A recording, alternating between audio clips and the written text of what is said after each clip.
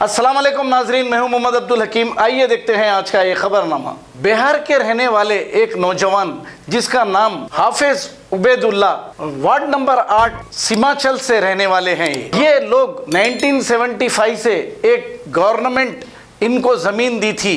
अब इस ज़मीन पे ये खुद वहाँ पे काबिज थे, लेकिन 2018 में इस ज़मीन पे जब घर बनाने की कोशिश की तो एक शख्स जिसका नाम शमशाद आलम है और कहा जा रहा है कि ये अख्तरुल ईमान के कुछ रिश्तेदार हैं, ये लोग कह रहे हैं, हम नहीं कह रहे हैं, क्योंकि इससे पहले भी ये न्यूज़ हम बता चुके हैं।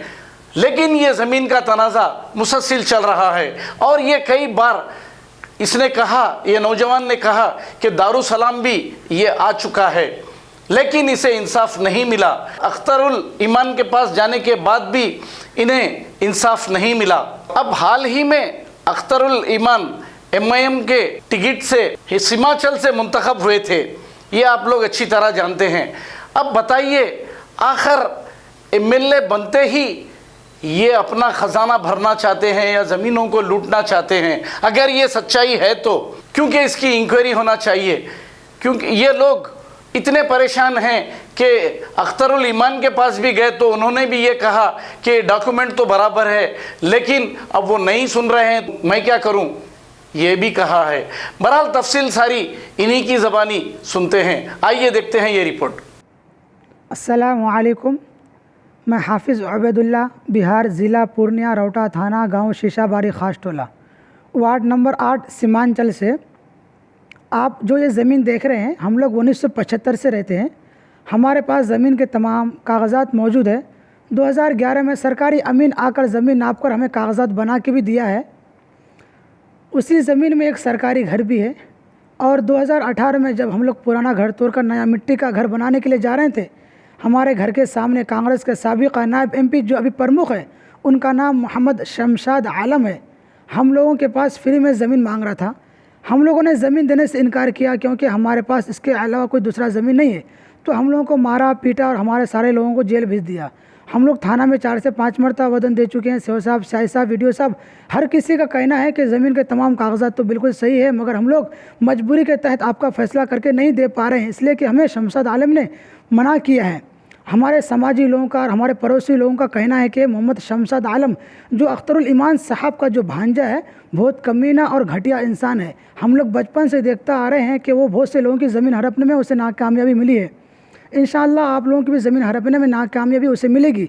एक मरतबा आप लोग अख्तरुल ईमान साहब के पास पहुँचे, तो हम लोग अख्तरुल ईमान साहब के पास जब पहुँचते हैं तो अख्तरुल ईमान साहब कागज़ात देखते हैं। कागज़ात देखने के बाद अख्तरुल ईमान साहब वो ये कहते हैं कि ज़मीन के कागज़ात तो बिल्कुल सही है, मगर आप लोगों के साथ ऐसा जुल्म कौन कर रहा है?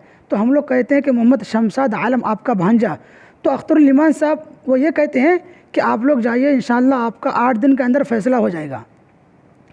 तो उसके बाद कई 8 दिन गुजर जाते हैं। तो उसके बाद हम लोगों ने फिर दोबारा अख्तरुल ईमान साहब के पास जब जाते हैं तो अख्तरुल ईमान साहब वो ये कहते हैं कि मैंने अपने भांजे से बात किया, मेरा भांजा मानने के लिए तैयार नहीं है, मैं अपने भांजे को लकड़ी की चोट पर तो नहीं बैठा सकता।